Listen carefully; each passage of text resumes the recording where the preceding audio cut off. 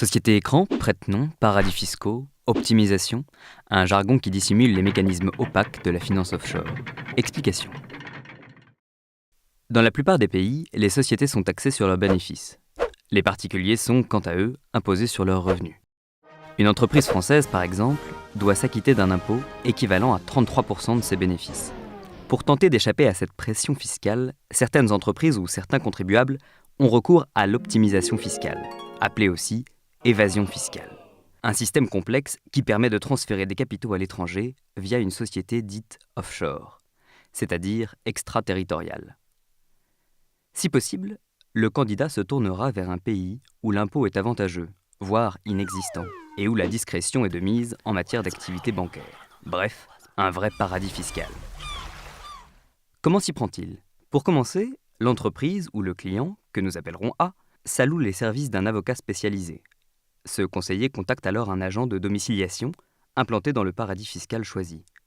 L'agent en question s'occupera des démarches administratives nécessaires à l'implantation de la société offshore que nous appellerons B.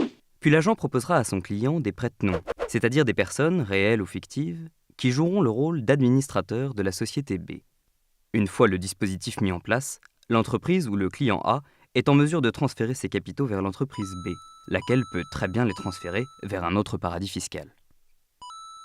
Et dans une certaine mesure, tout cela est parfaitement légal.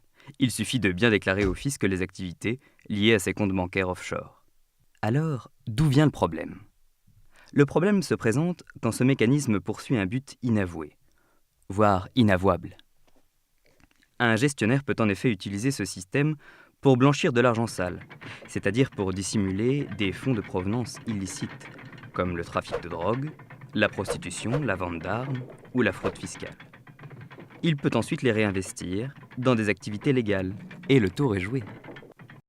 En multipliant les prête-noms et les filiales, puis en accumulant les transferts de fonds vers d'autres sociétés écrans, dans d'autres paradis fiscaux, gérés par d'autres prête-noms, on finit par compliquer la tâche des enquêteurs qui souhaiteraient remonter jusqu'aux propriétaires.